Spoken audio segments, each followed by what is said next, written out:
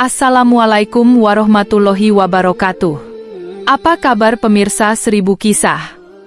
Pada kesempatan kali ini, 1000 Kisah akan membagikan sebuah kisah yang menarik dan penuh hikmah, yaitu tentang Qorun, seorang pria yang kaya raya yang hidup di masa Nabi Musa alaihissalam, namun sombong dan angkuh. Ia lupa bahwa kekayaan yang dimilikinya adalah pemberian dari Allah Subhanahu wa Ta'ala. Dan karena kesombongannya itu membawa azab yang pedih baginya. Lalu, seperti apa kisah selengkapnya? Tonton terus video ini sampai selesai. Sempatkan menulis sholawat atas Nabi Muhammad SAW di kolom komentar, sebagai bukti dan tanda kecintaan kita kepada beliau. Allahumma sholli ala Sayyidina Muhammad, wa ala ali Sayyidina Muhammad. Jangan lupa bantu dukung channel dengan cara like, subscribe dan share video ini, supaya channel ini berkembang dan bermanfaat untuk kita semua. Di tanah Mesir yang subur, di mana sungai Nil mengalir dengan tenangnya, memberikan kehidupan bagi tanah dan manusianya, berdirilah kota-kota megah dengan bangunan-bangunan yang menjulang tinggi.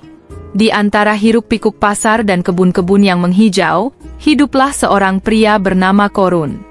Qorun adalah seorang pria yang hidup pada zaman Nabi Musa AS. Dia adalah sepupu dari Nabi Musa, karena ayah mereka berdua, yaitu Yashar dan Imran, adalah saudara kandung. Sejak kecil, Qorun dikenal sebagai anak yang cerdas dan rajin. Ia memiliki kemampuan yang luar biasa dalam mempelajari berbagai ilmu pengetahuan, termasuk ilmu agama dan ilmu hitung. Ia juga dikenal sebagai anak yang sangat teliti dan tekun dalam bekerja. Qorun muda dikenal sebagai sosok yang cerdas. Otaknya encer, pikirannya tajam, dan ia memiliki bakat luar biasa dalam berdagang. Ia mampu melihat peluang di mana orang lain tidak melihatnya. Tangannya cekatan dalam menjalankan usaha, dan ia memiliki kemampuan yang kuat dalam mengelola keuangan. Kecerdasannya ini, ditambah dengan kerja keras dan ketekunannya, membawa Qorun menuju kesuksesan. Usahanya berkembang pesat, dari perdagangan kain dan rempah-rempah, hingga memiliki tanah pertanian yang luas, dan berbagai macam usaha lainnya. Kekayaannya pun bertambah dari waktu ke waktu, menjadikannya salah satu orang terkaya di Mesir. Namun, di balik kesuksesannya, tersimpan sebuah ujian yang besar bagi Qorun. Apakah ia akan tetap rendah hati dan bersyukur atas nikmat yang diberikan Allah Subhanahu wa Ta'ala, ataukah ia akan terbuai dengan kekayaan dan kekuasaannya? Kisah Qorun adalah cerminan bagi kita semua, bahwa kekayaan dan kesuksesan bukanlah tujuan akhir, melainkan amanah yang harus dipertanggungjawabkan. Dan bahwa kesombongan dan keangkuhan adalah sifat yang sangat dibenci oleh Allah Subhanahu wa Ta'ala. Mari kita ikuti kisah Qorun, untuk mengambil pelajaran dan hikmah darinya. Suatu hari, suasana pasar yang ramai, suara hiruk-pikuk orang berjual beli, bau rempah-rempah yang kuat, dan cahaya matahari yang menembus celah-celah atap pasar. Qorun, seorang pemuda yang tampan dan berpostur tegap, berdiri di depan sebuah toko yang penuh dengan kain-kain berwarna-warni dan tumpukan rempah-rempah eksotis. Ia mengenakan pakaian yang sederhana namun rapi, dan memancarkan aura kecerdasan dan kepercayaan diri. Sejak muda, Qorun memang telah menunjukkan kecerdasannya dalam berbisnis. Ia ulet, teliti, dan selalu mencari peluang untuk mengembangkan usahanya. Ia tidak pernah takut untuk bekerja keras, dan ia selalu berusaha memberikan yang terbaik kepada pelanggannya. Berkat kerja kerasnya, Qorun berhasil mengumpulkan kekayaan yang semakin lama semakin bertambah. Ia dikenal jujur dan amanah pada awalnya, sehingga para pedagang dan pelanggan mempercayainya. Wahai para pembeli, mari mendekat. Lihat kain-kain ini, kualitas terbaik dari negeri seberang. Lembut, halus, dan tahan lama. Warnanya pun cerah dan tidak akan pudar. Saya jamin kalian tidak akan kecewa, kata Qorun sambil mengambil sehelai kain sutra berwarna biru dan memperlihatkannya kepada seorang wanita paruh baya. Lihatlah ibu, kain ini sangat cocok untuk Anda. Warnanya yang biru akan membuat Anda terlihat lebih anggun dan menawan, kata Qorun sambil sedikit merayu. Wah, Kainnya memang terlihat bagus. Tapi berapa harganya? Kata seorang wanita paruh baya itu. Harganya sangat terjangkau ibu. Hanya sekian keping perak. Saya berani jamin, Anda tidak akan menemukan kain kualitas ini dengan harga yang sama di tempat lain. Jawab Korun dengan yakinnya. Setelah terjual, Karun kemudian beralih ke seorang pria yang sedang melihat-lihat rempah-rempah. Tuan, apakah Anda sedang mencari rempah-rempah untuk masakan Anda? Saya punya berbagai macam rempah-rempah dari berbagai penjuru dunia. Ada kayu manis, cengkeh, kapulaga, dan masih banyak lagi. Semuanya masih segar dan berkualitas tinggi. Kata Korun pada pria tersebut. Wah, menarik sekali. Saya memang sedang mencari kayu manis. Apakah Anda punya? Jawab pria itu. Tentu saja, Tuan. Saya punya kayu manis dari Ceylon. Aromanya sangat harum dan rasanya sangat lezat. Kata Korun sambil mengambil beberapa batang kayu manis dan memberikannya kepada pria itu untuk dicium. Wah, aromanya memang sangat harum. Baiklah, saya beli kayu manis ini dari Anda. Kata si pria. Karun melayani para pelanggannya dengan ramah dan sabar. Ia selalu berusaha untuk memberikan yang terbaik kepada mereka, sehingga para pelanggan merasa puas dan percaya kepadanya. Inilah salah satu kunci kesuksesan Korun dalam berbisnis. Waktu demi waktu, kekayaan Korun semakin berlimpah ruah. Ia memiliki gudang-gudang yang penuh dengan emas, perak, permata, dan berbagai macam harta benda berharga lainnya. Kunci-kunci gudangnya pun sangat berat, konon harus dipikul oleh beberapa orang yang kuat. Saking banyaknya, orang-orang sampai menggelarinya si kaya raya. Ia juga memiliki tanah yang luas, kebun-kebun yang subur, dan berbagai macam usaha lainnya. Inilah hasil kerja kerasku.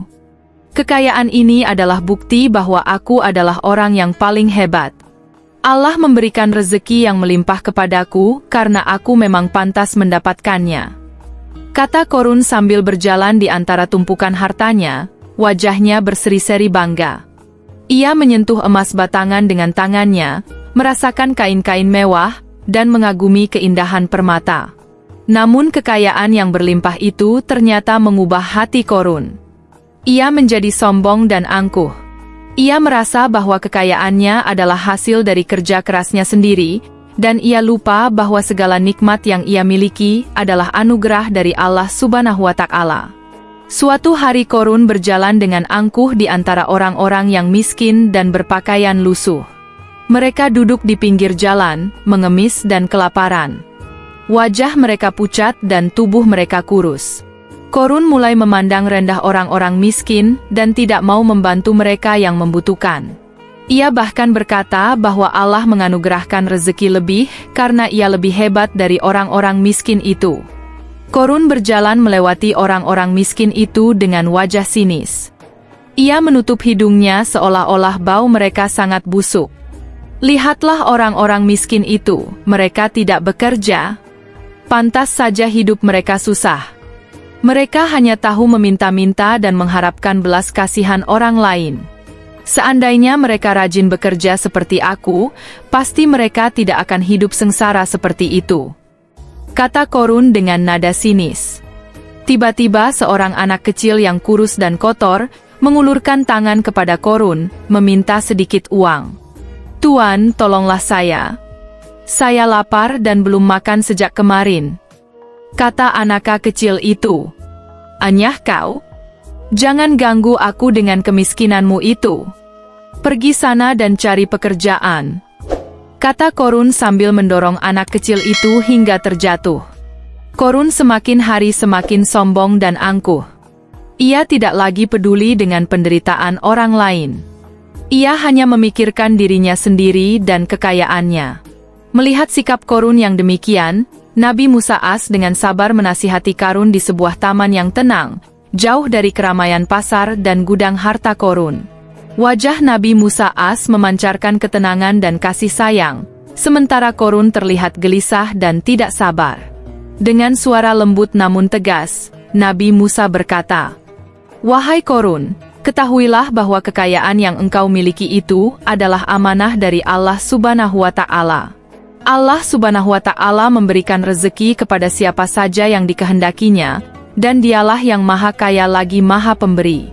Janganlah engkau sombong dan angkuh dengan kekayaanmu, karena sesungguhnya segala sesuatu yang ada di dunia ini adalah milik Allah Subhanahu wa Ta'ala. Nabi Musa As berhenti sejenak, menatap Korun dengan penuh harap. Ingatlah, wahai Korun, bahwa di dalam harta yang engkau miliki terdapat hak orang-orang miskin dan membutuhkan. Bantulah mereka, berikanlah sedekah, dan gunakanlah sebagian hartamu untuk kebaikan. Sesungguhnya Allah Subhanahu wa Ta'ala tidak menyukai orang-orang yang sombong dan kikir. Kata Nabi Musa lagi. Dengan nada bicara yang angkuh dan sombong, Korun menjawab, Musa, kamu tidak mengerti bagaimana cara mendapatkan kekayaan. Aku adalah orang yang cerdas dan pekerja keras. Kekayaan ini adalah hasil dari usaha dan kepandaianku sendiri. Mengapa aku harus berbagi dengan orang-orang malas itu? Mereka hanya tahu minta dan tidak mau berusaha. Kata Korun sambil tertawa sinis, menunjukkan kesombongan dan keangkuhannya. Nabi Musa As telah berulang kali menasihati Korun, namun Korun tetap saja tidak mau mendengarkan. Ia semakin hari semakin sombong dan angkuh dengan kekayaannya. Ia bahkan mulai berbuat zalim dan menindas orang-orang yang lemah. Hatinya telah dibutakan oleh cinta dunia dan kekuasaan. Suatu hari orang-orang miskin yang menderita mengadu kepada Nabi Musa As di sebuah tempat yang sederhana.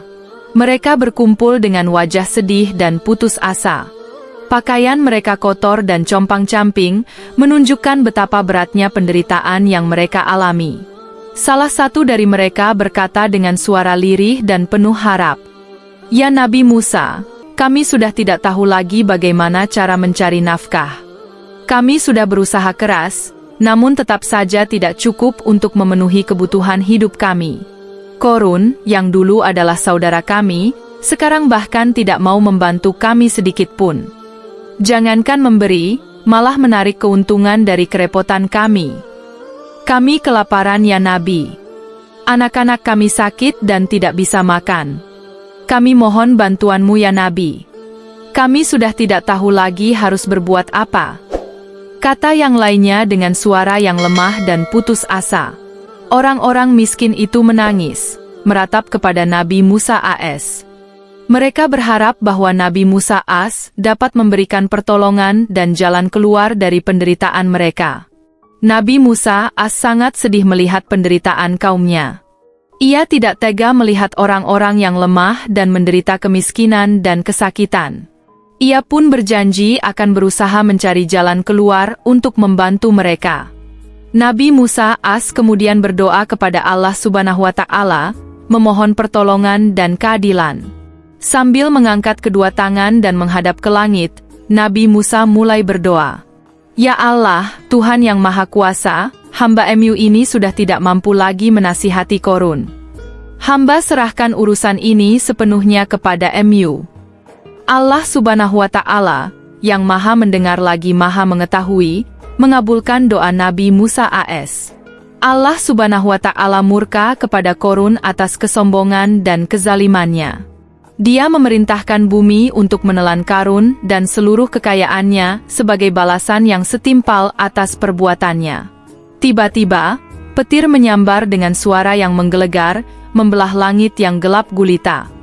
Angin bertiup kencang, menerbangkan pasir dan debu, membuat orang-orang berlarian ketakutan. Langit menjadi semakin gelap, seolah-olah malam telah tiba. Bumi bergetar dengan dahsyat, tanah di bawah kaki Korun dan seluruh hartanya mulai retak dan ambles. Korun berdiri di tengah-tengah guncangan, wajahnya pucat pasi, matanya memelotot ketakutan. Dengan wajah panik dan ketakutan, ia berteriak histeris. "Tidak! Apa yang terjadi? Tolong aku! Hartaku! Kekayaanku! Bagaimana ini? Ya Tuhan, ampunilah aku! Aku mohon ampunan-Mu." Korun berusaha melarikan diri, namun kakinya terasa berat dan sulit bergerak. Ia melihat sekeliling, tanah di bawah kakinya mulai retak dan ambles. Ia melihat gudang-gudang hartanya juga ikut ambles ke dalam tanah. Korun dan seluruh kekayaannya pun hilang ditelan bumi dalam sekejap. Tidak ada yang bisa menyelamatkan Korun dari azab Allah Subhanahu wa Ta'ala. Tanah yang ambles itu kemudian menutup kembali, hanya menyisakan bekas retakan yang dalam dan luas. Tempat itu menjadi sunyi senyap, seolah-olah tidak pernah ada kehidupan di sana. Orang-orang yang menyaksikan kejadian itu sangat terkejut dan ketakutan. Mereka menyadari betapa kecilnya mereka di hadapan Allah Subhanahu wa Ta'ala. Mereka juga menyadari bahwa kesombongan dan keangkuhan hanya akan membawa kehancuran. Kisah Korun ini menjadi pelajaran yang sangat berharga bagi kita semua. Bahwa kesombongan dan keangkuhan hanya akan membawa kehancuran. Dan bahwa kekayaan yang kita miliki adalah amanah dari Allah Subhanahu wa Ta'ala yang harus kita gunakan dengan sebaik-baiknya. Kisah Korun adalah pengingat bagi kita semua agar tidak terjerumus ke dalam kesombongan dan keangkuhan. Semoga kita semua bisa mengambil pelajaran dari kisah ini dan menjadi orang-orang yang selalu bersyukur dan rendah hati.